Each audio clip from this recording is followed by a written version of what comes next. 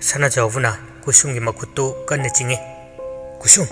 ꯀꯥꯁꯤꯗ ꯀꯨꯏꯅ ꯂꯩꯔꯕꯗꯤ ꯁꯣꯏꯗꯅ ꯐꯠꯇ ꯅꯨꯡꯗ ꯊꯣꯛꯂꯛꯑꯅꯤ, ꯊꯣꯛꯑꯁꯤ ꯂꯥꯛꯑꯣ꯫ ꯀꯨꯁꯨꯝꯅ ꯏꯆꯥꯁꯦ ꯃꯃꯥ ꯍꯥꯏꯁꯤꯗꯕꯨ ꯃꯆꯥꯒꯤ ꯅꯨꯡꯁꯤ ꯃꯩꯅ ꯀꯟꯈꯤꯗꯨꯅ ꯀꯔꯤꯝꯇ ꯅꯥꯆꯨꯡꯗꯦ꯫ ꯃꯄꯨꯔꯣꯏꯕꯅ ꯆꯤꯡꯂꯤꯕꯗꯨ ꯃꯨꯛꯇꯨꯅ ꯃꯆꯥꯒꯤ ꯃꯅꯥꯛꯇ ꯂꯩꯍꯧꯅꯕ ꯍꯣꯠꯅꯖꯩ꯫ ꯑꯗꯨꯕꯨ ꯁꯅꯥꯖꯥꯎꯕꯅ ꯂꯥꯛꯇꯨꯅ ꯆꯤꯡꯊꯣꯔꯛꯏ꯫ ꯁꯅꯥꯖꯥꯎꯕꯅ ꯃꯗꯨꯒꯤ ꯃꯇꯝ ꯅꯠꯇꯦꯅꯦ꯫ ꯅꯣꯡꯗꯥꯏꯔꯦꯝꯕꯗꯤ ꯏꯁꯤꯁꯤꯅ ꯇꯨꯝꯂꯤ꯫ ꯁꯅꯥꯖꯥꯎꯕꯅ ꯊꯦꯝꯂꯒ ꯀꯨꯁꯨꯝꯕꯨ ꯅꯣꯡꯉꯥꯟꯕ ꯐꯥꯎꯕꯗ ꯈꯥꯡꯂꯁꯤ ꯍꯥꯏꯅ ꯊꯦꯝꯗꯨꯅ ꯅꯣꯡꯗꯥꯏꯔꯦꯝꯕꯒꯤ ꯃꯥꯒꯤ ꯊꯣꯡꯖꯤꯜꯗ ꯑꯅꯤꯃꯛ ꯂꯩꯃꯥꯏꯗ ꯇꯨꯝꯂꯤ꯫ ꯑꯉꯛꯄꯅꯤ ꯇꯧꯔꯤꯕ ꯃꯑꯣꯡ ꯑꯁꯤ꯫ ꯅꯣꯡ ꯑꯗꯨ ꯑꯗꯨꯛꯀꯤ ꯃꯇꯤꯛ ꯑꯀꯟꯕ ꯁꯞꯇ꯭ꯔꯒ ꯂꯣꯏꯅꯅ ꯆꯨꯊꯔꯤꯕ ꯑꯈꯥꯛ ꯑꯔꯥꯎꯅꯁꯨ ꯑꯇꯠ ꯑꯈꯝ ꯂꯩꯇꯅ ꯑꯀꯤꯕ ꯄꯤꯔꯤ꯫ ꯁꯥꯐꯨ ꯀꯜꯂꯕ ꯅꯨꯡꯁꯤꯠꯀꯤ ꯁꯥꯍꯨꯝꯅ ꯆꯥꯎꯔꯕ ꯌꯨꯝ ꯑꯗꯨ ꯏꯟꯊꯨꯔꯒꯤ ꯃꯇꯥꯒꯨꯝ ꯀꯟꯅ ꯀꯟꯅ ꯍꯨꯝꯖꯤꯜꯂꯛꯏ꯫ ꯑꯌꯤꯡꯕꯤ ꯍꯟꯕ ꯀꯧꯕ ꯂꯩꯇꯦ꯫ ꯈꯣꯡꯒ꯭ꯔꯥꯏ ꯆꯦꯟꯅꯐꯝ ꯃꯆꯤꯟꯗ ꯑꯔꯦꯞꯄ ꯂꯩꯇꯅ ꯂꯥꯏꯁꯣꯟ ꯀꯌꯥꯃꯨꯛ ꯁꯣꯜꯂꯤ꯫ ꯃꯍꯥꯛꯅ ꯈꯜꯂꯤꯕꯁꯤ ꯇꯧꯔꯤꯕꯁꯤ ꯀꯔꯤꯅꯣ? ꯐꯠꯇꯕ ꯊꯕꯛ ꯇꯧꯔꯒ ꯅꯨꯡꯉꯥꯏꯕꯁꯤꯕꯨ ꯀꯔꯝꯕ ꯖꯥꯠꯅꯣ? ꯑꯃꯥꯏꯕ ꯑꯃꯥꯏꯕꯤ ꯈꯨꯗꯤꯡꯃꯛ ꯑꯁꯨꯝꯅ ꯇꯧꯔꯝꯒꯗ꯭ꯔꯥ? ꯋꯥꯍꯪ ꯀꯌꯥ ꯆꯣꯡꯊꯣꯔꯛꯂꯤ꯫ ꯃꯤꯆꯝ ꯑꯃꯅ ꯃꯈꯣꯏꯕꯨ ꯁꯤꯡꯅꯕ ꯉꯝꯕ ꯅꯠꯇꯦ꯫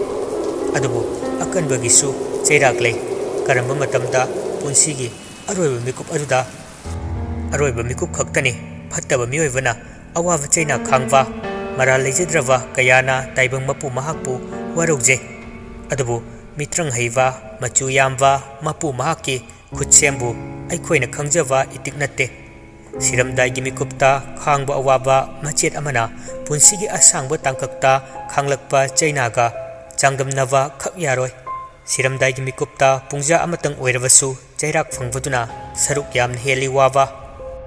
ꯊꯋꯥꯏ ꯑꯗꯨ ꯍꯤꯡꯅ ꯍꯤꯡꯅ ꯃꯩꯊꯛꯇ ꯉꯧꯕꯒ ꯈꯦꯠꯅꯕ ꯂꯩꯇꯦ꯫ ꯑꯗꯨꯒ ꯑꯃꯨꯛꯁꯨ ꯃꯩꯊꯛꯇꯒꯤ ꯆꯤꯡꯊꯔꯒ ꯊꯨꯝ ꯃꯣꯔꯣꯛꯀꯤ ꯀꯣꯝꯗ ꯂꯪꯊꯕ ꯃꯗꯨꯅ ꯐꯪꯕ ꯆꯩꯅꯥ ꯑꯗꯨꯒ ꯈꯦꯠꯅꯕ ꯂꯩꯇꯕꯅꯤ꯫ ꯃꯁꯤ ꯑꯁꯤꯡꯕ ꯃꯤꯑꯣꯏ ꯈꯛꯇꯅ ꯈꯪꯕꯅꯤ꯫ ꯌꯥꯝꯅ ꯋꯥꯅ ꯉꯁꯤꯒꯤ ꯑꯍꯤꯡ ꯑꯁꯤ ꯑꯗꯨꯃꯛ ꯍꯧꯈ꯭ꯔꯦ꯫ ꯅꯣꯡꯉꯥꯜꯂꯕꯁꯨ ꯁꯅꯥꯖꯥꯎꯕꯒ ꯀꯨꯁꯨꯝꯒꯗꯤ ꯅꯨꯡꯉꯥꯏꯅ ꯇꯨꯝꯃꯤ꯫ ꯅꯣꯡꯗꯥꯏꯔꯦꯝꯕ ꯃꯤꯀꯞ ꯊꯣꯔꯛꯏ꯫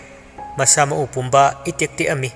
ꯍꯟꯊꯅ ꯌꯦꯡꯉꯛꯄꯗ ꯎꯔꯦ ꯃꯃꯥ ꯃꯄꯥ ꯑꯅꯤꯅ ꯃꯍꯥꯛꯀꯤ ꯊꯣꯡꯖꯤꯜꯗ ꯇꯨꯝꯃꯒ ꯂꯩꯔꯤꯕꯗꯨ꯫ ꯏꯉꯛ ꯉꯛꯅ ꯐꯨꯛ ꯍꯧꯒꯠꯂꯛꯏ꯫ ꯑꯌꯣ ꯑꯁ! ꯃꯉꯛꯇ ꯇꯞꯂꯞꯅ ꯅꯥꯜꯂꯤ꯫ ꯊꯦꯡꯕꯗ ꯌꯥꯗ꯭ꯔꯦ ꯅꯥꯕꯅ꯫ ꯃꯈꯣꯡꯗꯨ ꯌꯥꯟꯊꯔꯒ ꯐꯝꯃꯤ꯫ ꯀꯕꯣꯛ ꯁꯥꯕꯣꯛ ꯃꯥꯅ ꯉꯔꯥꯡ ꯊꯦꯡꯅꯈꯤꯕꯁꯤꯡꯗꯨ ꯅꯤꯡꯁꯤꯡꯂꯛꯏ꯫ ꯃꯀꯣꯛ ꯀꯟꯅ ꯄꯥꯏꯁꯤꯜꯂꯒ ꯑꯁꯦꯡꯕꯗꯨ ꯅꯤꯡꯁꯤꯡꯅꯕ ꯍꯣꯠꯅꯖꯩ꯫ ꯃꯤꯠ ꯎꯏꯁꯤꯜꯂꯨꯕꯗ ꯑꯀꯤꯕ ꯃꯨꯁꯨꯛ ꯃꯨꯕ ꯑꯃꯒ ꯉꯧꯔꯣꯛ ꯉꯧꯕ ꯁꯛꯇꯝ ꯑꯅꯤ ꯐꯟ ꯐꯟ ꯆꯣꯡꯊꯣꯔꯛꯏ꯫ ꯃꯃꯤꯠꯇꯨ ꯁꯠ ꯄꯥꯡꯊꯣꯔꯛꯏ꯫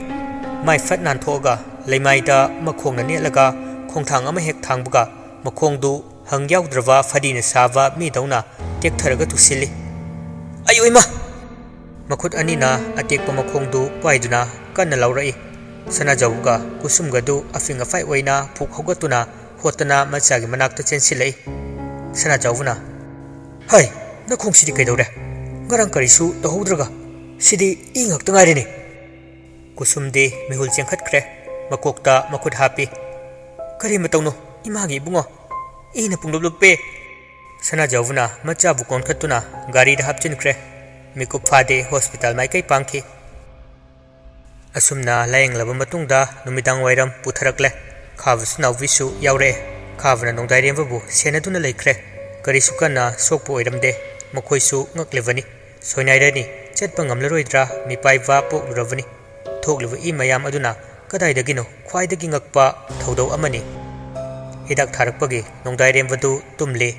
ꯈꯥꯕꯁꯨ ꯍꯤꯗꯥꯛ ꯒꯨꯂꯤ ꯑꯋꯥꯠ ꯑꯄꯥ ꯌꯦꯡꯁꯤꯜꯂꯤ꯫ ꯃꯁꯦꯟ ꯃꯔꯥꯡ ꯑꯣꯏ꯫ ꯃꯥꯅ ꯐꯝꯂꯤꯗꯨ ꯃꯄꯥ ꯂꯥꯜꯂꯒ ꯃꯤꯑꯣꯏ ꯑꯃ ꯆꯠꯈꯤꯕꯒꯨꯝ ꯇꯧꯔꯝꯃꯤ꯫ ꯈꯥꯕ ꯍꯥꯏꯐꯦꯠ ꯌꯦꯡꯈꯠꯂꯤ꯫ ꯋꯥꯈꯜꯅ ꯑꯣꯏꯔꯝꯅꯤ ꯈꯜꯂꯤ꯫ ꯃꯉꯛ ꯍꯥꯏꯔꯒ ꯃꯈꯥ ꯇꯥꯅ ꯍꯤꯗꯥꯛ ꯒꯨꯂꯤꯗꯨ ꯌꯦꯡꯉꯤ꯫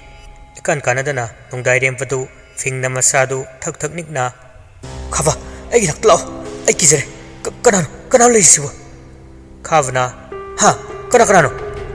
ꯆꯦꯟꯁꯤꯜꯂꯛꯏ꯫ ꯅꯣꯡꯗꯥꯏꯔꯦꯝꯕꯅ ꯈꯥꯕꯕꯨ ꯆꯦꯠꯅ ꯀꯣꯟꯁꯤꯜꯂꯤ꯫ ꯑꯗꯨꯒ ꯃꯃꯥꯏꯗꯨ ꯀꯤꯖꯅ ꯈꯥꯕꯒꯤ ꯃꯔꯨꯝꯗ ꯂꯣꯠꯂꯤ꯫ ꯑꯗꯨꯒ ꯑꯁꯨꯝꯅ ꯍꯥꯏꯔꯛꯏ꯫ ꯇꯨ, ꯅꯪꯒꯤ ꯇꯨꯡꯗꯁꯨ ꯂꯩ, ꯑꯩꯒꯤ ꯇꯨꯡꯗꯁꯨ ꯂꯩ꯫ ꯀꯅꯥ ꯑꯉꯥꯡꯅꯣ? ꯀꯩꯗꯧꯕꯅꯣ ꯃꯈꯣꯏꯅ ꯑꯩꯉꯣꯟꯗ ꯑꯁꯨꯛ ꯌꯥꯝ ꯀꯤꯍꯜꯂꯤꯕꯁꯤꯕꯨ? ꯈꯥꯕ, ꯑꯩꯒꯤ ꯈꯨꯠꯁꯦ ꯄꯥꯏꯔꯛꯀꯗꯧꯔꯦ꯫ ꯑꯩꯕꯨ ꯆꯤꯡꯗꯧꯔꯦ꯫ ꯑꯃꯨꯛꯇ ꯇꯥꯟꯊꯣꯛꯄꯤꯈꯣ꯫ ꯂꯣꯠꯂꯤꯕ ꯃꯃꯥꯏꯗꯨ ꯂꯩꯊꯣꯛꯑꯒ ꯃꯤꯠꯆꯤꯅ ꯀꯣꯔꯣ ꯀꯣꯔꯣ ꯑꯣꯠꯅꯁꯨ ꯑꯀꯣꯏꯕꯁꯨ ꯌꯦꯡꯉꯤ꯫ ꯍꯦꯛ ꯌꯦꯡꯉꯨꯕꯗꯒꯤ ꯑꯃꯨꯛꯁꯨ ꯈꯪꯀꯣꯟ ꯀꯣꯟꯁꯤꯜꯂꯛꯏ꯫ ꯑꯗꯨꯒ ꯑꯁꯨꯝꯅ ꯍꯥꯏꯔꯛꯏ꯫ खाबा अखोई इनावसी सिखरताइने नंगी नक्ता लेरिदु कमायनो माना मया हिगलिसे खाबा खाबा खाबा ए हातोरे खाबसु तोफम म खंगद्रे मबाइबु चेना कोनबिरगा कीदनव थेंबिरे इवाई किस्तोरोय आई लेरिसिदे इवाई द मोइना सोपंगमोय नसेन ठीक तोगे कैदोबगी कीरोइनो आई मामन होय कौगे को इवाई कीबु फनवा मामन मामन नेने इमा हमतो कागत पिरो सना जाउबना कैदौरे नवाई कैदौरे हैबन थोइबा तहा तहा मिपाइजन चिनसिलै कुसुमना थोइबा नवाई कैदौरगे खाबद कोलंबदु थादोकलगा नोंदाइरेमबदु मपाबुंगदा चेना कोनसिले पाबु पाबु पाबु हाउ हाउ इसा कैदौरगे पाबुंगदा हायो पाबु अयम किजे पाबुंग लेरेबसिते करिगे किदोइनो हा सेसे कीबे यादे मचागी लोटलेब माइथोंदु खितंग इंथोकलगा नानवी नववी कुसुमगसु चेंसिलक्तुना मकोक्ता नानथवी नववीना इबुंगा इयाना किजरिसी कनाना कैदौरइनो नेनेदे हायुसे नेने फुगे कुसुमना हायु हायु ननेदी मी फुबु ngambani adumna hairuvdagi navwi khuttu tapaisilaga kirup kirup akoibududa yenge navwi hoisu yenge nongdairembana tine tu khabung nakta leiba angang macha maru kokpo humse thiga makok yautaba angang amaga kana kana yenga aigon noise ayam kijere am tan thokpio makhoise navwina ha khabasu tungfat onthoi adubu kanasu leite kusum sana jawbusu navwi suni nongdairemba mami chejet usile handakti yam kina masadu tufakta sinkre thak thak nikna nakusakro inawa namta sonung siraba engona kianba yawgono musimuba nangalak minerise puraga sakro sangsilkano engona solkano asumna pangang da ganglambadagi inawui khonjalda howna laurei hatkani iyambu oirbasu hatkani punna chap manana kina nongdairembu yengi amuk atopa sagi makhol manba khonjalda ngangrangsu nganglei tauri khongoidu yalo haraga yantaba aibu thawaidaba nongdairembugi makholna yam kina kapli kapli khumai aidunate nupidunane ayalage kadai yalu haibno ai hanjarage kusumna masidi mohongamani liglai kautaba yararoi nongdairembudu fallauna kusumgi mamangda chongsilai makhoi maridu khanglaga maning halli nongdairembuna kauningwa makai kaujo adubuna koi hojik aingoda thauri piyo kusumna thauri di karigino maram haidrabadi ai piba ngamoi kusumgi pambom anidu tapwaiduna chingsili aduga maya higali mamit mana chafu mu lauthoklaga nongdairembuna sabu ngabuki khonjelda nachanu pase thauri yanaba thauri leite leire supiro icha thauri yan siaro nongdairembuna mamagi masamdu lukhamdagi laktuna phoidale aduga khangin inthorei kusum uprang uplaga tusili mamit ngak sangang na sauna nongdairembadu tusiliba mamagi manakta changsilai khavna changsilaktuna mawaibu chingthoi Iwai na adumai tongno tohidi iya khavagi khawri chappi aduga tamna thangat pa howe khavadu makhut ani changna mawai khuttu inthoknava lokthoknava honajai adubu aremba tai sor honba ngamsilaktre mamit ngorong onkhalai makhongsu phidring kaurei nongdairembudi khavagi mato uraga mangaktu oyetta fat ke thaduna higalle sana jawu chensilaga machabu inthoknava honajai adubu ngamde nongdairembuna oina mapabu laktana inthorei sana jawwa machagi kangthol makhongda sujinduna leibakta ikheng tare makhuna thokliwa ikhengdu thoktanava namlaga machabu yengna asumna hairei ipagi bungo nasenu pagi thawai mangbu tare ipana hairibase amtu taw nongdairembgi natondu manam nambagi maongda sutsu naton chingkhali ka hena namsilakpadagi khabu thadorei khabusu pangal ama yautana fadi fadai dawna yamna wana targa lei ka asi khoju lekhamgi maikhuna pungmam mamlare ka manungdu leitribasi nawwi khaktani thonglon silaga ka asi gi wangmada mana leiribani sana jawwa khaba kusum amari nongdairemba lokana kana khurai nawwi su panthade thongdu sat hangdorei fen su thagalle maikhu pumba loina mangkre hanneng thorakpada nongdairembadu ikheng oduna phadrak taduna leirivdu urei sana jawuna hai angang skerom torine taraga leirifa nongdairembabu famung thangali hipna thagek pasu thagekli nongdairemba ise kusum mapaldagi korakpani falap kusumga nawigadu yengnai adudagi fengna chenthoki ngahaki matungdani liklai gi makhongdu thongjiladu lansinduna hekne thabaga bisum khangsuk sukthai ka sinwa thungna mamitu koro otuni yengi hais muruburum sole nongdairembana ui hairi bapumba liklai su urabani tarang na laison sonduna fufu kamthoi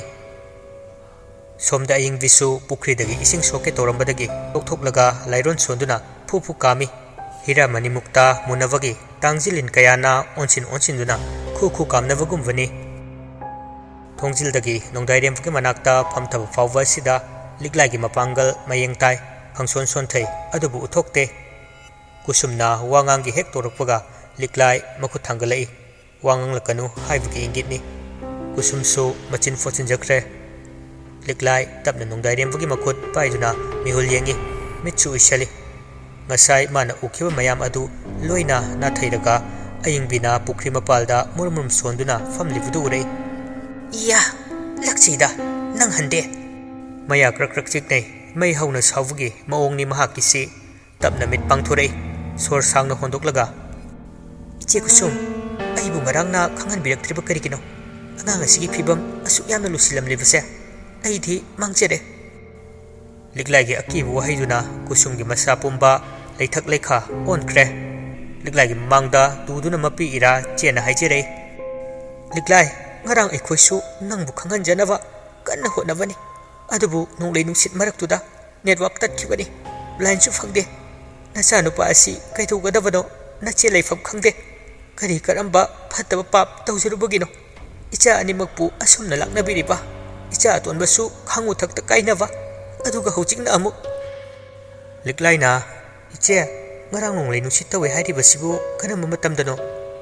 nawvisu ingangakna hangjerei inama karama matamdano nonglei nungsit tawrisibo sana jawuna numidang pung tara mathoi adwaida adu kanna churibadudi akhak arawa loinana khavana ha adu kandadi aisu tumdri karsu tawdena mamhan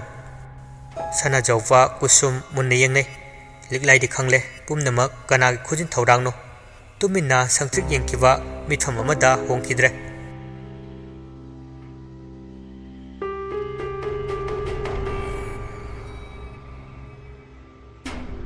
rims tagi harauna pari thorei hannasu yengi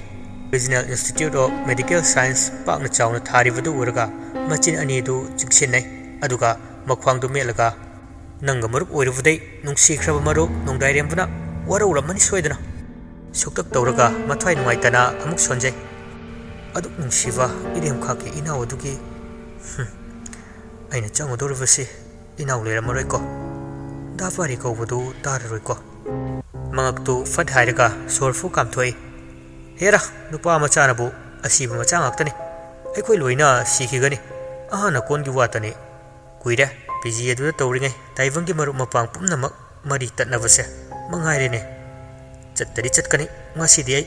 sarang kokchau nang ngasidi nataw paribu ngai tharama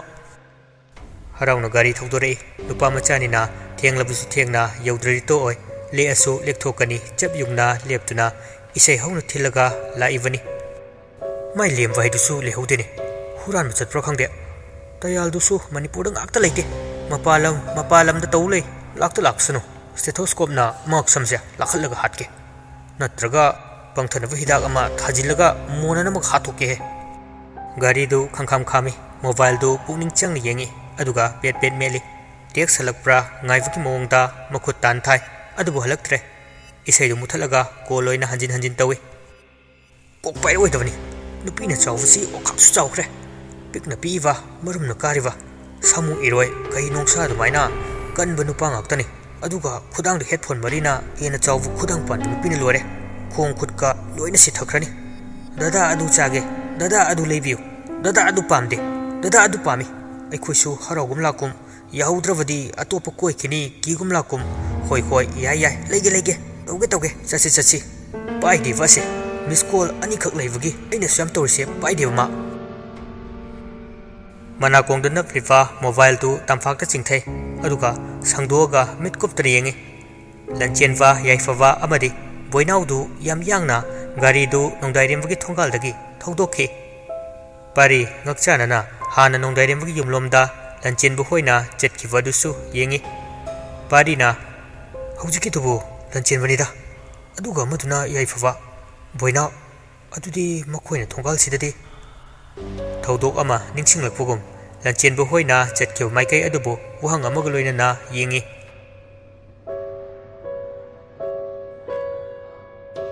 parina gari thawi tayalna mamangda tongi